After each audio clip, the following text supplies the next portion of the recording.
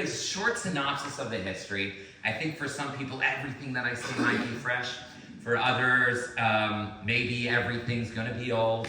But I'll keep it short, just so that we have the details, we have the facts, we understand what Purim is about, and then we'll go in deeper. So the Purim story is the time period where the Jews have just lost their temple, the first temple.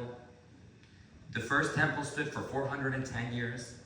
The Babylonians, under Nebuchadnezzar, the temple gets destroyed, and the Jews spend 70 years in Persia.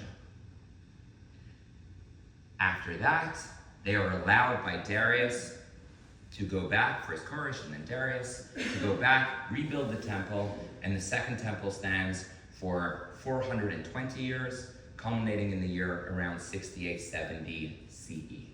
So we're in the time period around 320, 350 or so BC. Now, we're on the very tail end before the Jews are going to be going back to the land of Israel and rebuilding the temple. And during this time, you have this crazy king, Ahasuerus. Many say it was Xerxes X. And he's just the king.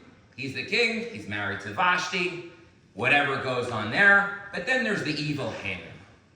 And Haman comes and he tells Ahasuerus, there's this nation. They're spread out, they're decimated, they're lowly. I want to kill them.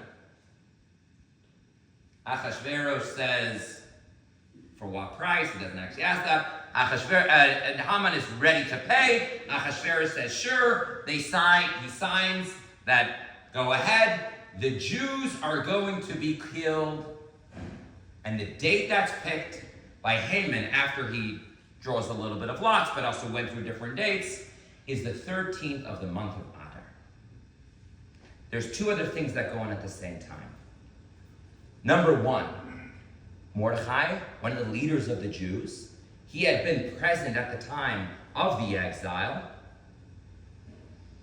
and he overhears a plot in which there are two servants of the king who want to dethrone him. They want to assassinate him. Mordechai is the one who saves the king's life. Number two, the queen, Vashti, she does stuff. What is irrelevant? Fact is, Ahasuerus chops her head off and now has to replace her. Who is the replacement? A Jew. Which Jew? Esther. A relative of Mordechai, described as the niece of Mordechai. So you're talking about now the Mordechai-Esther connection is the one now right behind the scenes. You have Mordechai, who is, so to speak, the favor of the king, not directly, but he saved his life. And you have Esther, who is now the queen.